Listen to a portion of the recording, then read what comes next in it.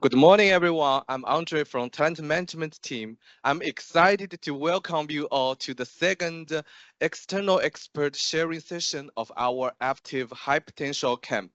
Today, we're honored to have CJN as our speaker, who will guide us through the topic of agile leadership in times of disruptive change. CJ is an internationally recognized facilitator and a team coach with extensive experience across industries. Disruption takes change to another level. It's faster, more complex, and often unpredictable. In such times, the ability to stay agile becomes not just a skill, but a necessity for leaders. I believe this sharing session will provide valuable insights to help us navigate uncertainty and support our teams more effectively. Let's make the most of this opportunity to learn and grow together. Okay, everybody, let's welcome CJ to share his expertise with us today. Thank you, Andre. Good morning. Hello. Good morning. Right, and now to our friends in Korea and SAO, and to our Indian friends, namaste. So welcome to our session today. So my name is CJ. This is some information about me. I think Andre has mentioned I worked primarily with many industrial companies, mainly in sales, but also helping managers, technical people, how to make the transition from individual contributor, from being a technical professional into a people leader. Right. So those are some of the things I do. I do. I wrote a book, and the reason I wrote the book was I was based in Shanghai from 2004 to 2020. And the reason it was until 2020, we all know what happened in 2020. Uh, I went back. I'm from Singapore, and I went back to Singapore for a holiday, and I'm still having that holiday. So I was stuck in Singapore. So those are some of the things that I've been doing within the automotive industry. I think there's Aptiv around here. I think there's also Schaeffler, Bentley. Those are some of our clients.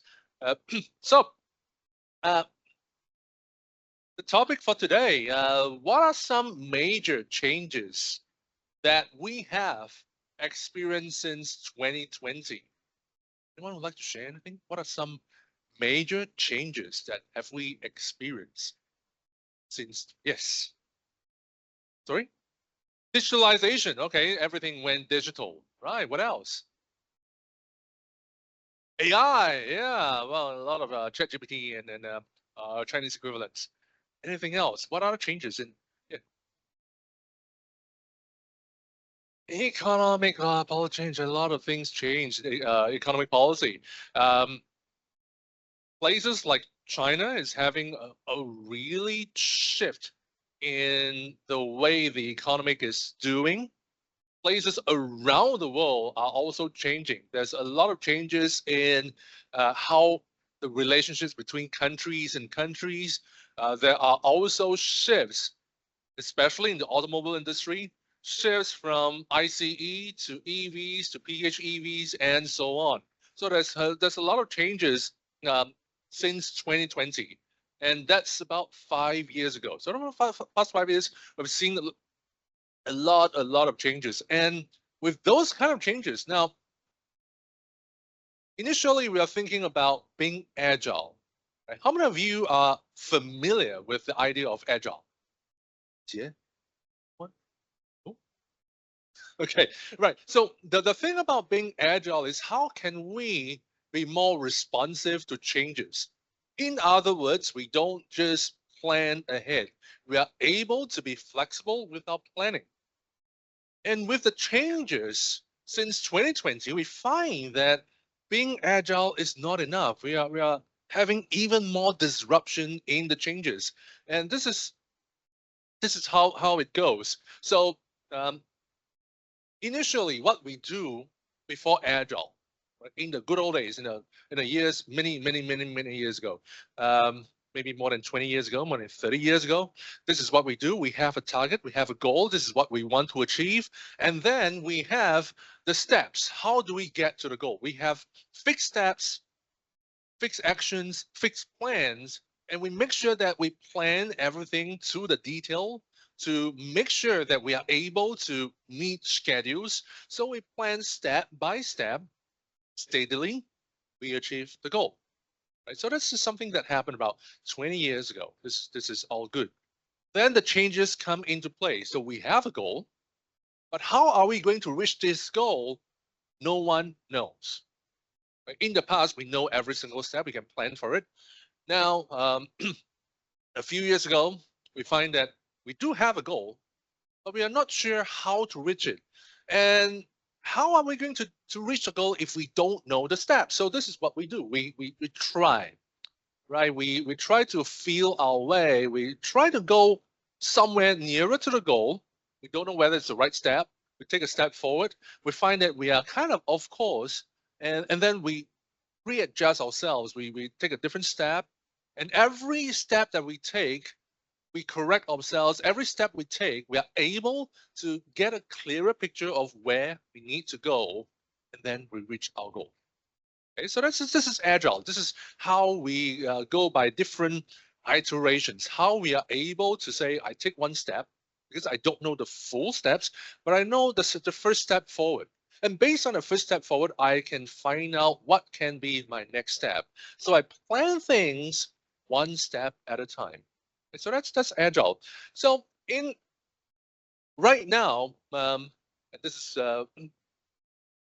right now, what happens is we have the agile movement. So we kind of move one step. We try to figure out a way. We try to go to what's the goal, but then suddenly we find that the goal has changed. The goal is no longer there. We try to go to what's the goal, and then the goal is we have disruption.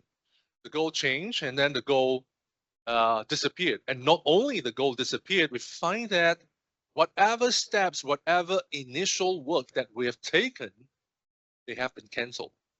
They have been disqualified. It's no longer usable. Right? In the past, when we talk about agile, every single step that we take, we build on that. Right? It's a foundation for the next step. Now today, all that foundations or some of that foundations may be gone. Right? And then we find that finally the goal appeared, it's in a different direction. And just as when we are trying to reach this new goal, the new goal appears somewhere else. Right? And eventually we need to redo the whole thing and find a new way to go to the new goal. Right? So this is the age of disruption. There's a lot more changes in the past 5 years than ever happened before. And the kinds of changes is not just about let's do a different product. Let's create a different version.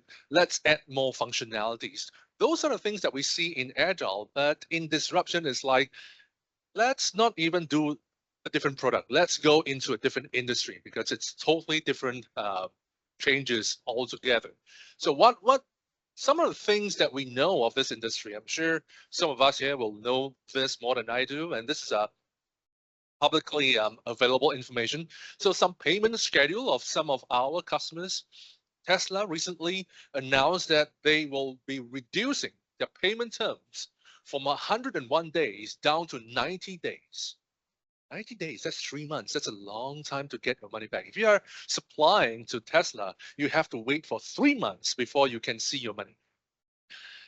But that's actually the good news, because in this industry, the next better what I call customer is BYD. They will on average pay in 146 days, right? And it gets worse. Li Auto 193 days, NIO 194 days, Xiaopeng is bad. This is almost a year. It's 274 days.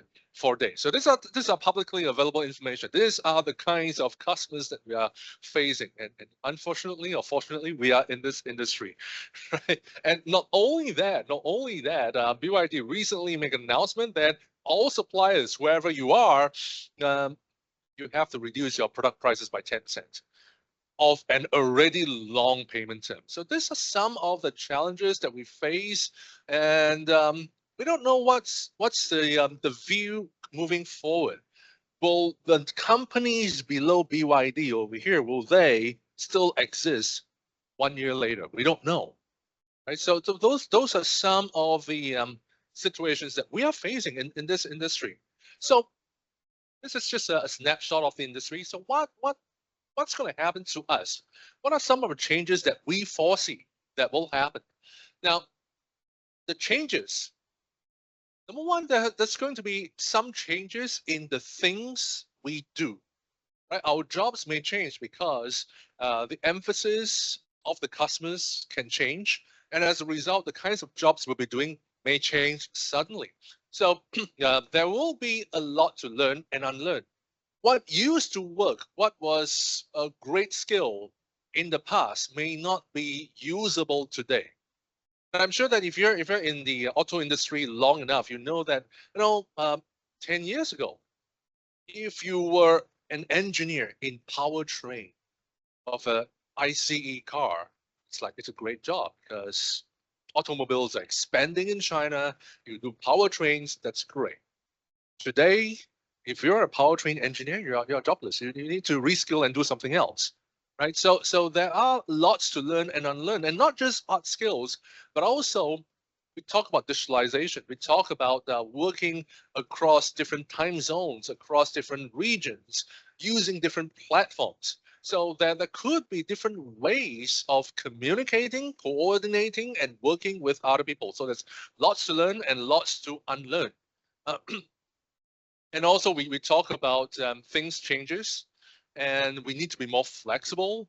And if the company's culture is more structured, more step by step, then maybe we need to learn a little bit more to how to be flexible in a more predictable way. We will need to be flexible and yet predictable somehow.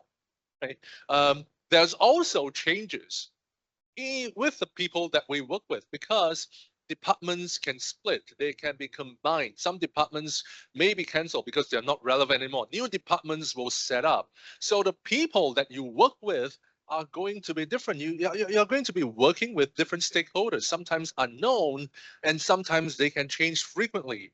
Initially, just imagine, initially you came to your job, you have your group of colleagues, you have your friends, you work with fixed departments, you know how to work with other people, you have a fixed schedule to work with, and suddenly you are being put into a department, you got to make your friends all over again. You need to work with newer colleagues. The other people, the initial people, previous bunch of people that can help you, support you, are no longer there. You got to rebuild your own network of colleagues, of supporters all over again. And they can change frequently. Um, and there could be, as I said, there could be lots of previous supporters, people who help you. You may need to look for newer supporters. And as a result, what you feel is what the term called bunny. Right? You feel brittle. You feel hurt easily because there's no support system and things changing. You have a lot of anxiety because you don't know what's coming up next. Things are non-linear. You thought that things will, we tend to think up till 2020, we tend to think things are very linear. The Chinese economy will keep on growing and growing and growing, right? Everything is going on a straight line. They're getting better and better, better. There was a lot of talk that China will overtake the US in GDP by a certain year. It's going on a straight line. But then it's not. We may still reach there, but it's not a straight line anymore. It's non-linear. And sometimes it's incomprehensible. We don't know what's going on. And we are trying to make sense of everything that is going on. So this is a kind of changes that we are facing. Now, how many of us are feeling a bit depressed right now? Anyone are feeling a bit excited because of this? Because something exciting, at least something changed. It's not like the same old boring job every day. So every disruption can be a major cause of frustration sometimes. You work so hard for certain things and then whatever hard work that you put in, oops, sorry, they're not relevant anymore. You got to redo everything. So sometimes it can really be frustrating. So how do we deal with all these? And this is a quote from a motivational speaker, and but what it says is, for things to get better, I first must be better. Things will not get better. In other words, things probably may get worse, but if you really want to make things better, how is it that we ourselves as an individual can be better? And these are several things that you can do, whether you are an individual contributor, whether you're a people leader. There's some things that you have to do. So the first thing to do is to think about psychological safety. Now, normally when we say psychological safety, what it means is usually, when you say something wrong in a meeting, when you say something wrong, is it okay to make mistakes in a meeting? When you make suggestions and people find that it's a stupid idea, will you get embarrassed? So people laugh at you. So if people are more accommodative about your different ideas, different suggestions, usually we call it psychological safety. Now, there are different aspects of psychological safety. The first one is for yourself. Are you able to manage and facilitate your own emotions when facing disruptions? In other words, are you able to tolerate your own mistakes and sometimes failure? Why mistakes? Not because you did something wrong, but because things change. I'm just going to give an example of a person I'm sure everybody knows. Anyone heard about Einstein? Einstein? Yes. Yes, no Einstein, right? So this is genius. How big of a genius Einstein is? Just give an example. Now, I'm sure everybody use Didi, Uber, some ride-hailing app, right? And when you call Didi, Uber, you get a car, and the system will tell you, oh, your car takes about 5 minutes to get to you. And your car is on a certain road, it's making a turn, it's making a U-turn, you can see on your app, right? You can see everything that the car is moving towards you. And the technology they use that, of course, we know that it's GPS. In China, it could be Beidou, but in outside of China, it could be GPS, but it's similar technology. Now, the problem with that is they're using satellites to tell you where your car is and when it is coming. And the problem with satellites is they're so high up in space that the time in space and the space, as in how long, how far in space, is very different from where we see on Earth. So the time is different, the space, the distance is also different. Right? That's the difference. And to make sure that what you get in your app is accurate, you need to make a calculation. You need to make some adjustment. Right? And what is a calculation? We talk about Einstein, right? We know Einstein for one simple equation. What is Einstein famous for? That equation, 公式, E equals mc squared, right? The theory of relativity. Right? That was something that was created more than 100 years ago. So he had this equation that he found, put it there, and wow, and then became famous. So it's 100 years ago. Coming back to satellites, how did we did the calculation to make the time and distance relevant and accurate on Earth from the satellite? E equals mc squared. It's the same equation that people tried. It's not people trying to prove that Einstein was correct.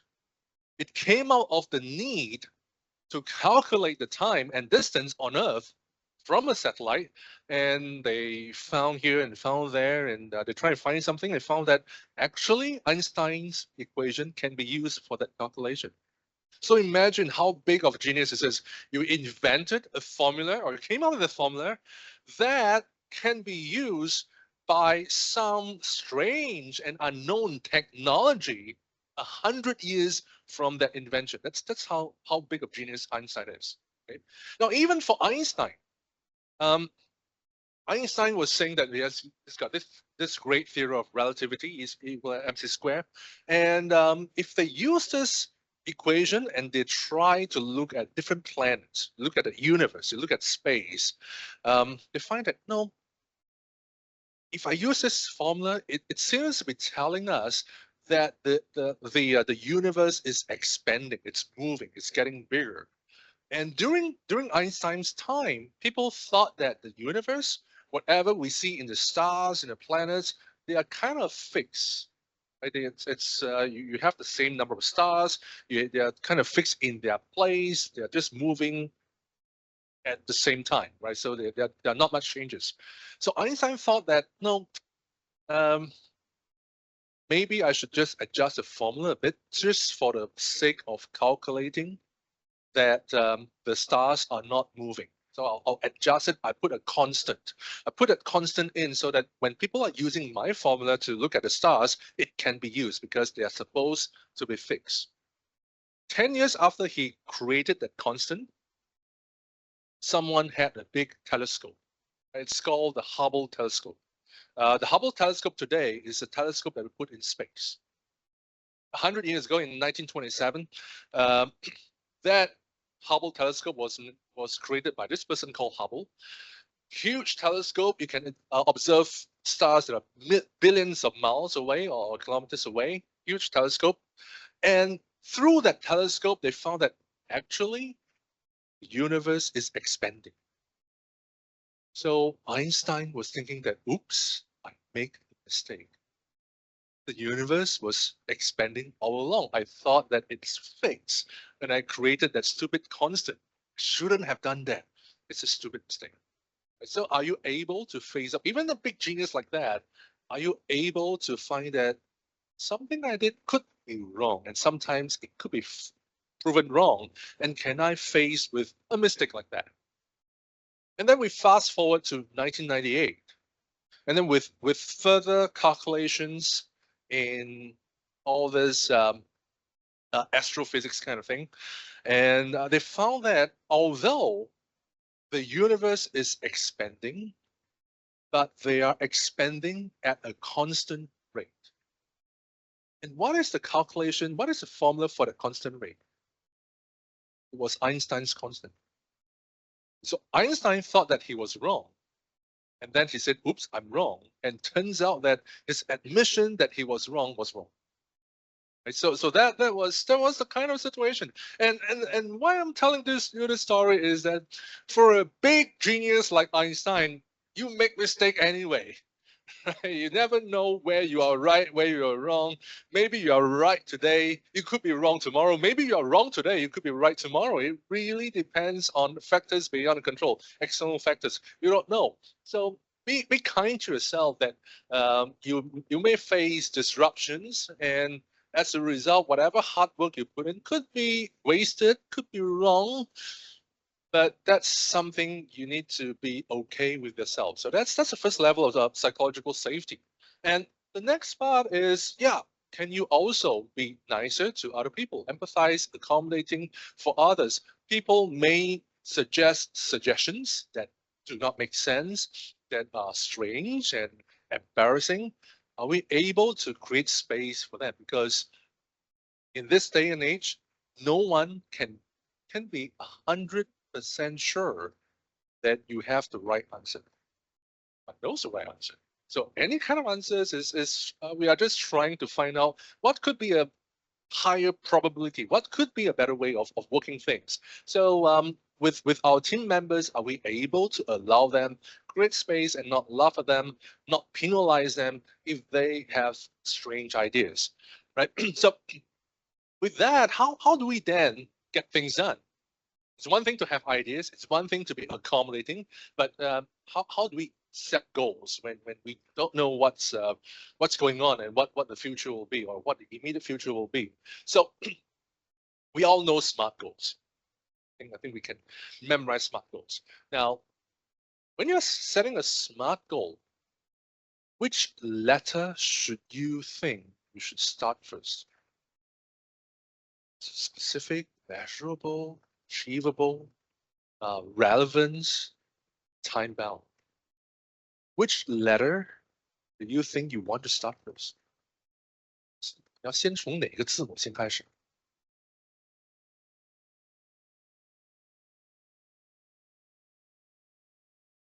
？Measurable, okay. What else? achievable. I know to be achievable. Time bound. Okay, when I need to achieve. Okay. Anyone heard about the phrase "start with why"? Why do I need to set this goal in the first place? It's not about the how and the what. The how and what are very important as well. But before you have the how and the what, we want to start with why. Why are we having this goal? Especially in the age of disruption, it's not about the how and what. The how and what may be irrelevant. The why is where you start to think about, why am I doing this? What's the purpose? What's my intention? And as a result, the first thing to think about is relevance. How is this goal relevant to what I want to achieve? Why is it important to me now? Because 2 weeks from now, it may not be important, but why now? And what happens if it's not achieved? What are some negative implications if I don't achieve the goal today?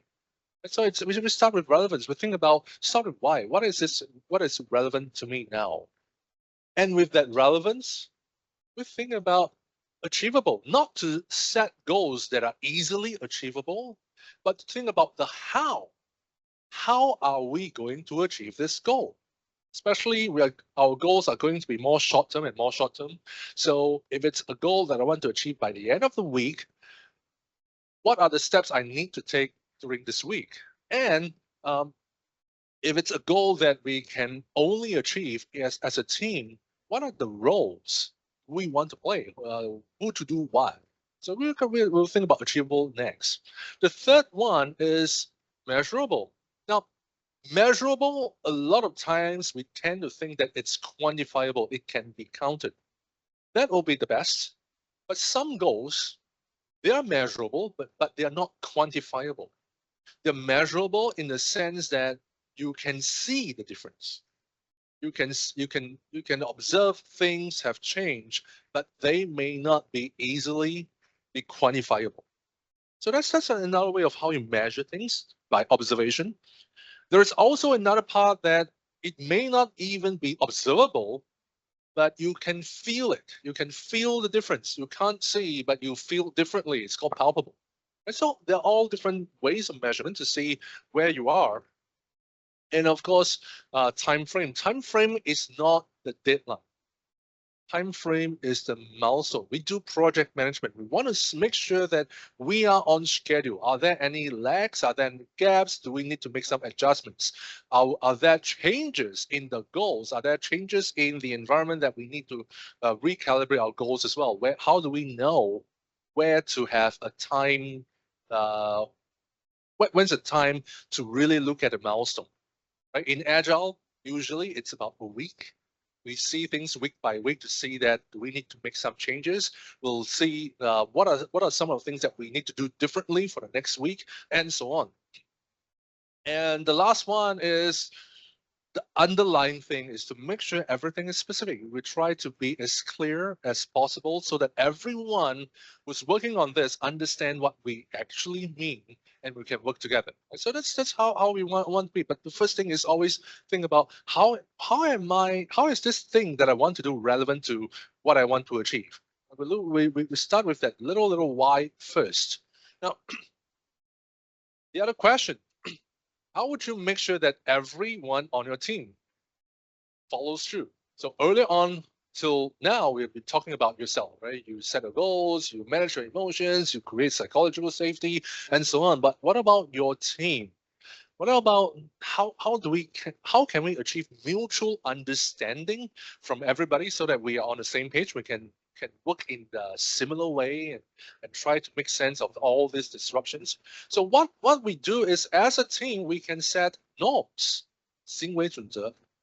So what are some of the things that are good behaviors in our teams? So norms are something like a set of it can be informal, it can be formal, ground rules that dictate how we interact. What are some of the things that we all agree this is how we do things? 游戏规则, right? So these are the norms, and you can set norms with the team by making sure that explain to your team what are norms, why we need to have this kind of behavior standards, why is it important to the team. You can ask your team, what is one behavior or attitude that if all of us take on, but it's attitude or behavior that will make us a higher performing team, right? You can write on post-it, you can do it on your WeChat or WhatsApp, compile it, the inputs, and define how each norm looks like.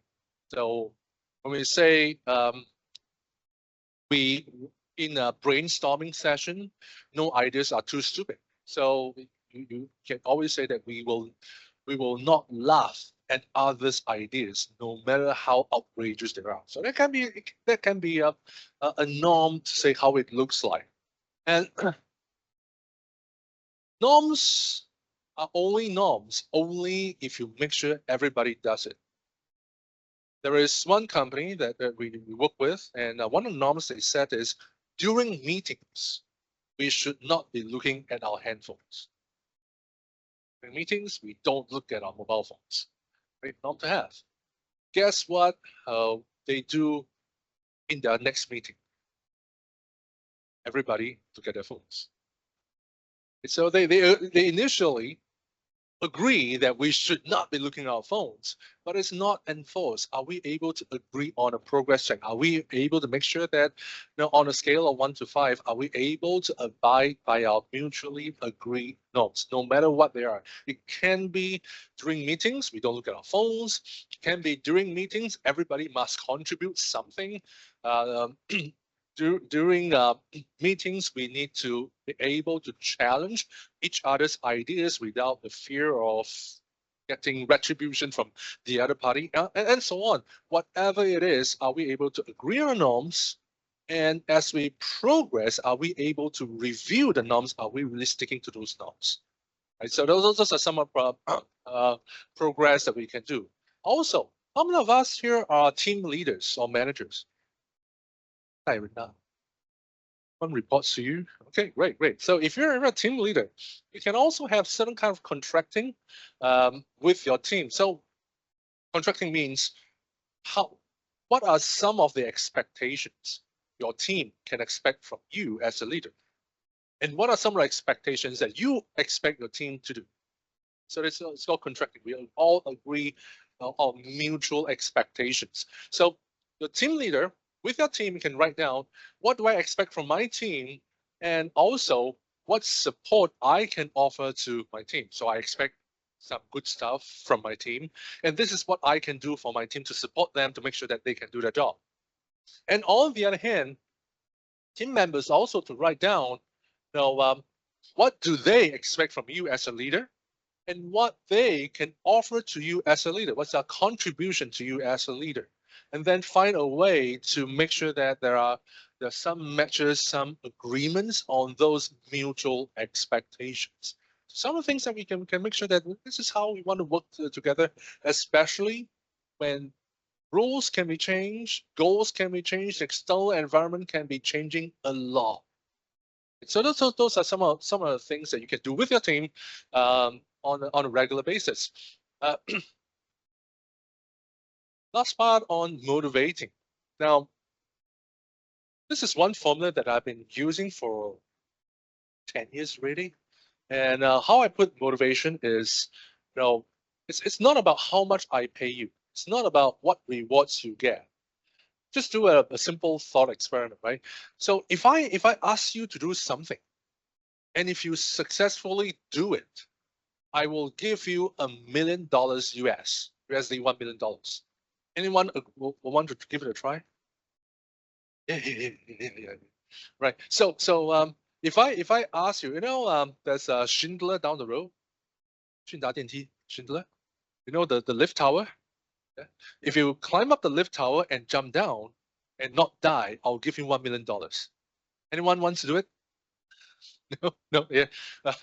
So it's not just the reward, right? It's the first thing that we are thinking about is, can we do it? Then, if I know I can do it, I will think about the reward. What is the expected payoff? Right? So if I can do it and it's a good payout, I'll be interested. But of course, the last part is how much effort do I need to do in order to do it? If the higher so this line is actually a dividing line. So anything below the dividing line is the greater the amount of effort needed, the lesser my motivation. If I can do something easily, like I snap my fingers and something happen, I'll do it. If I need to work day and night and work 24 hours a day, 7 days a week, I'll be a lot less motivated, right? So that's how we look at it. Now, in the context of disruption, it's not about this formula. It's about this. What is your definition of success? Because we don't know a long-term success. In the past, success could be, oh, I got a promotion at the end of the year. Oh, I got a pay raise. Oh, I finished certain projects. Those are great indications of success. Today, you are working on a project and one fine day your boss tells you, sorry, project cancelled. Can happen. Or you're working on a project and you find that, oh, the scope is not cancelled, but the scope has changed a lot. You are merging this project with other project. And some parts you worked on are still valid, some other parts it's no longer relevant and you need to redo a lot of things.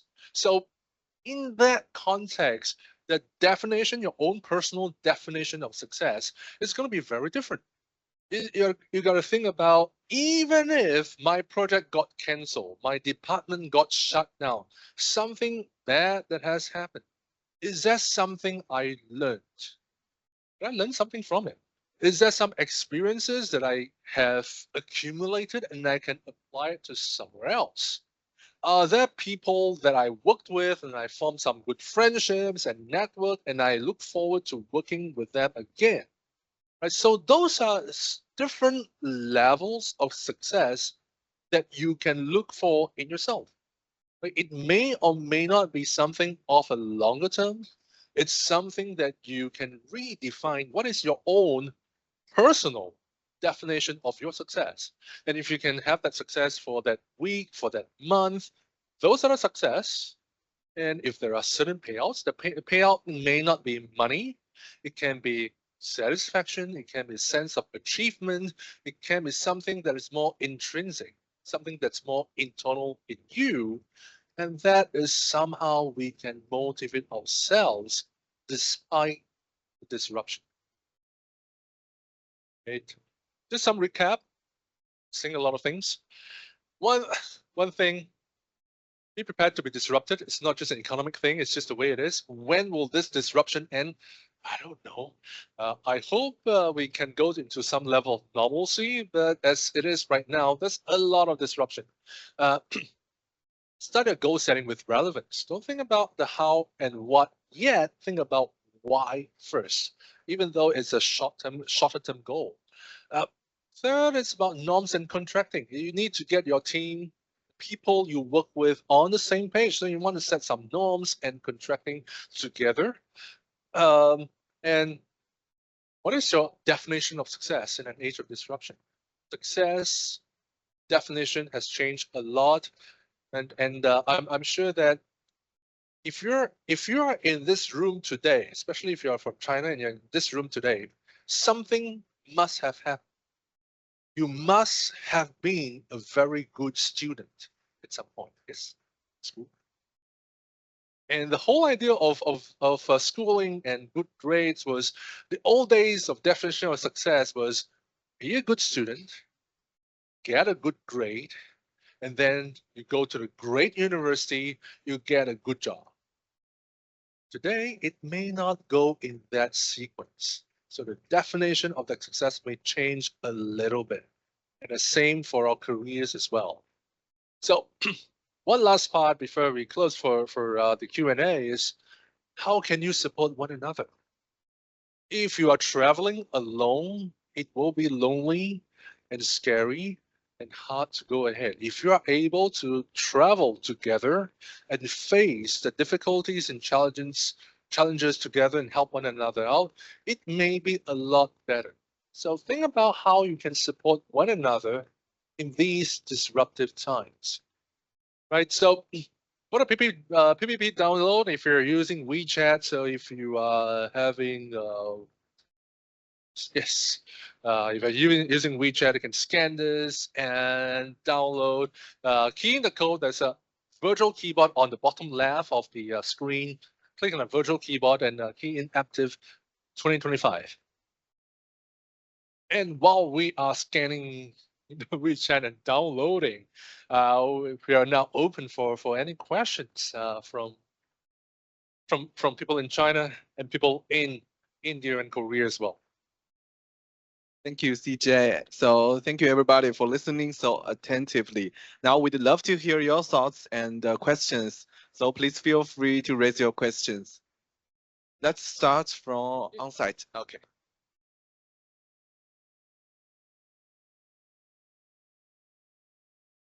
Hello, CJ. Yes. I have a question regarding the norm. So I wonder how can team ensure the norm to stay flexible enough to adapt to new challenges? Thank you. That's a great question.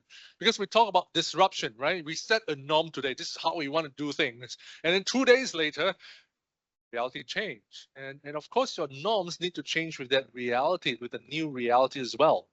So periodically, you probably, just as we make sure we stick to the norms that we agreed to do, we also need to review, are those norms still relevant?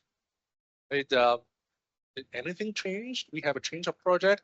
Do we have a change of constraint or resources or something? So if that is the case, do we need to review our norms from time to time, maybe a month, maybe 3 months, to make sure that are the norms still relevant? So that's a great question. Anyone else? I just want to ask, how do you set a realistic long-term goal while managing like a short-term events that keeps coming in? Right. The thing about disruptions and agile is we tend to focus on the shorter term. It's not to say that we don't think about long-term goals at all. We probably have an idea of a long-term direction, long-term trend. Just like Aptiv. Aptiv will always be in the automobile industry. And just like EVs in whatever permutations, whether it's their pure EVs, their hybrid EVs, their plug and play, plug and hybrid EVs, but they're still kind of EVs or new energy. So there are long-term directions that tend not to change as much. And then we look into what are some of the things that we need to do today or the following weeks, just for the actual work to do, for the actual nitty-gritty action plans. We look into what we need to do and fulfill in the foreseeable 1 to 4 weeks. So that's how we try to have that balance. Thank you. So we noticed some participants online. Yeah. So if you so for the participants online, you can unmute yourself and raise your hand. Yeah, if you have any question. CJ, I have a question over here. Okay. Okay, so my question is, what kind of strategy do you use to stay effective and motivated during the time of disruption? Yeah. So again, when it comes to disruption, it's about our definition of success is going to be very different. So we start with, as I said earlier, you need to have newer or even shorter terms definition of success. You may not be able to wait until the end of the year to say that, oh, I achieved a huge thing, a great thing, a great achievement, and say that that's successful. You may want to look into your daily work, your daily role to see that what are some of the small little success that I can assure myself that there is some success. So that's one part of it. The other part is also, what is a payoff? What is the kind of reward that I can get? It may or may not be materials. Of course, we'd like to get some materials payout, but what are some of the other payouts, rewards that we can get that may not be so material? And the third part is the amount of effort. The thing is, the more skillful you are, the lesser amount of effort will be required. So what are some of the things that I can learn, that I can upskill myself, that I can be better, so that as I move along these disruptions, they are less painful, less frustrating, and I can feel more motivated. I hope I answered the question. Thank you so much. Yeah, I got it. Thank you, Sean. And we got a question from in the chat box. Oh, okay. From India. Yeah, in uncertain times, it definitely will trigger a lot of emotions. It is frustrating. That's why I'm not saying that disruption is good, because disruption is very, very frustrating, right? But just one small thing, nothing to do with work, one small disruption. Assuming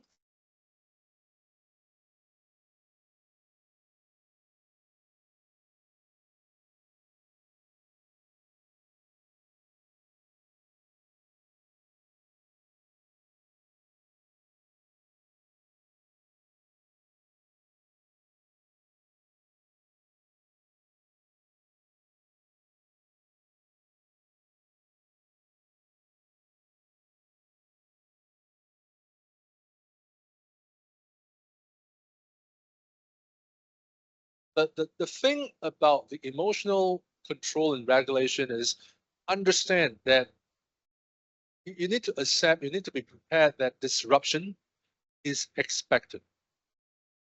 Right? If it's totally unexpected, then you find that, why does this happen to me? In your work, the thing is just be prepared that you are going to face with disruption. So that's one part of it. The other part that affects our emotion is, what are you going to do about it? You can be very upset. You can have also a lot of anxiety, because all your schedules will be affected. So there's going to be a lot of anxiousness, anxiety in facing that disruption.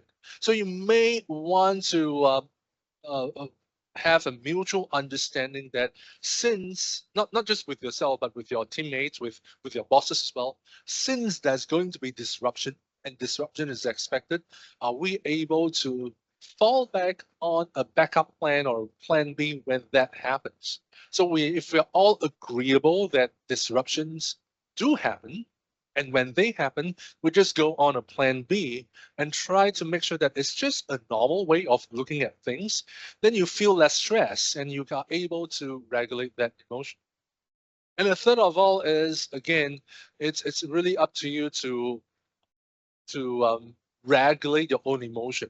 So some people use mindfulness to breathe in, breathe out, and make sure that you regulate your emotions. So those are some of the things, and it just boils down to disruption is going to be expected. And um, the sad thing is, if you are used to disruptions, 已经习惯了, if you're used to this disruption, it will be lesser and lesser emotionally upset as time goes on.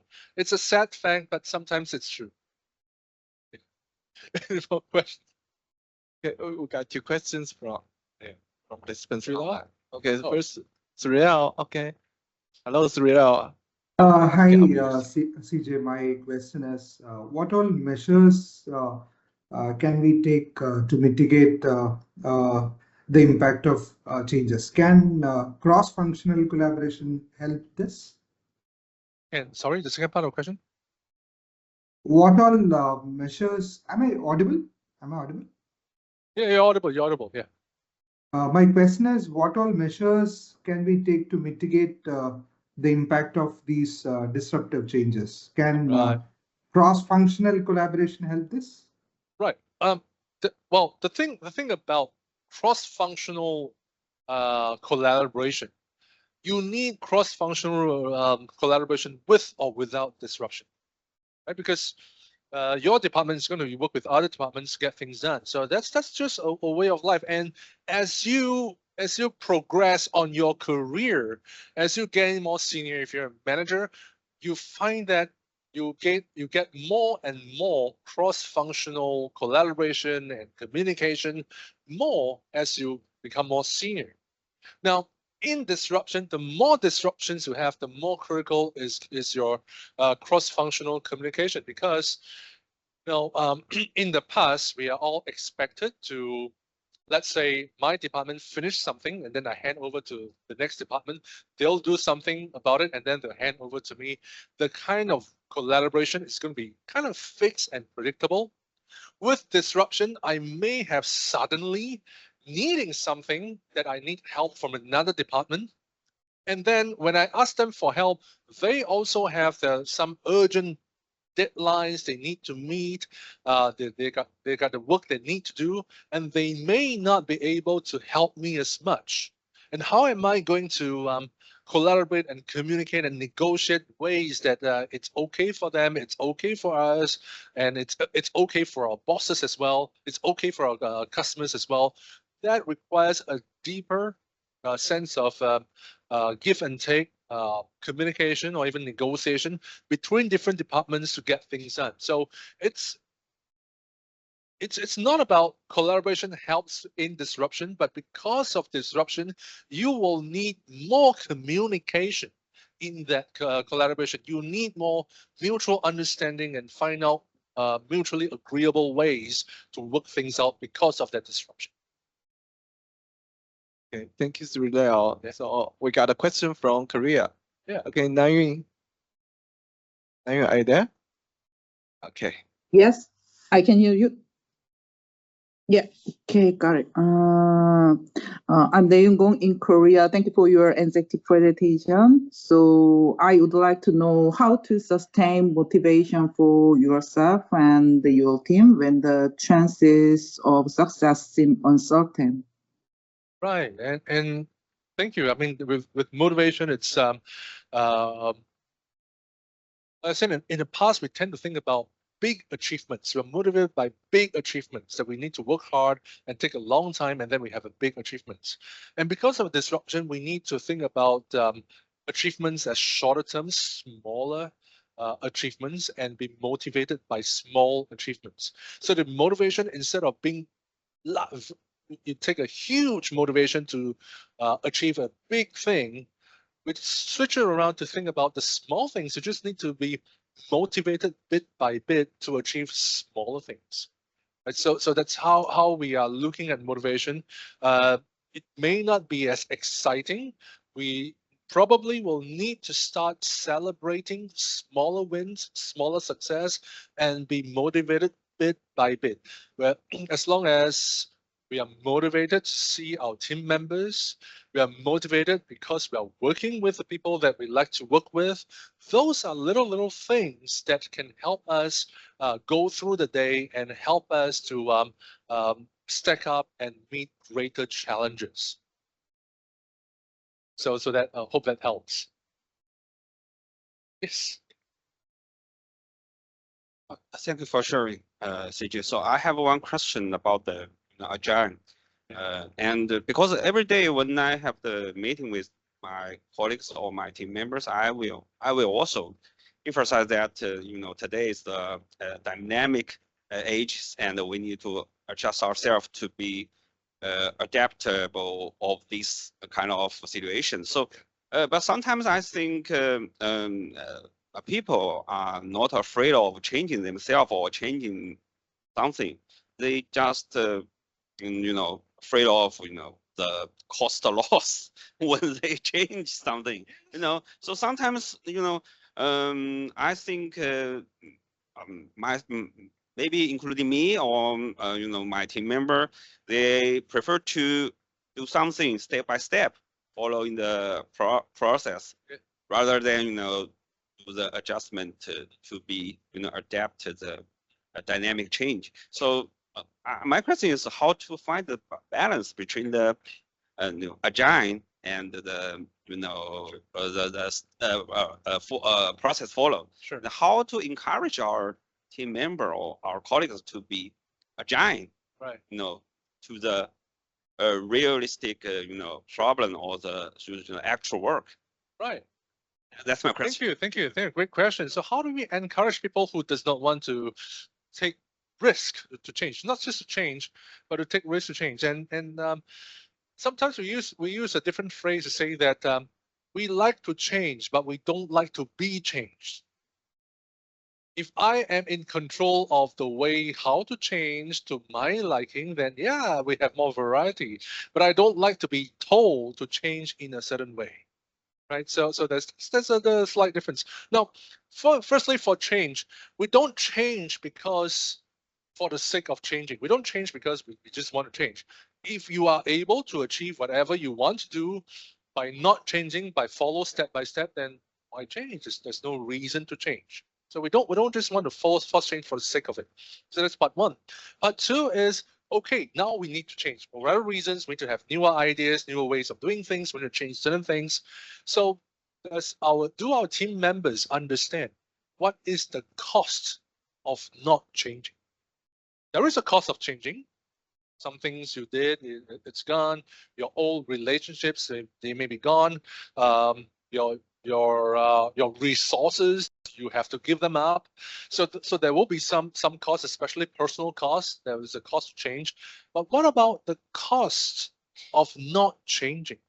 What will be the negative impact if you don't take the step? Right? So are we aware of that? The third part is, okay, so we want to change. Now, are there ways to make sure that the change be less painful?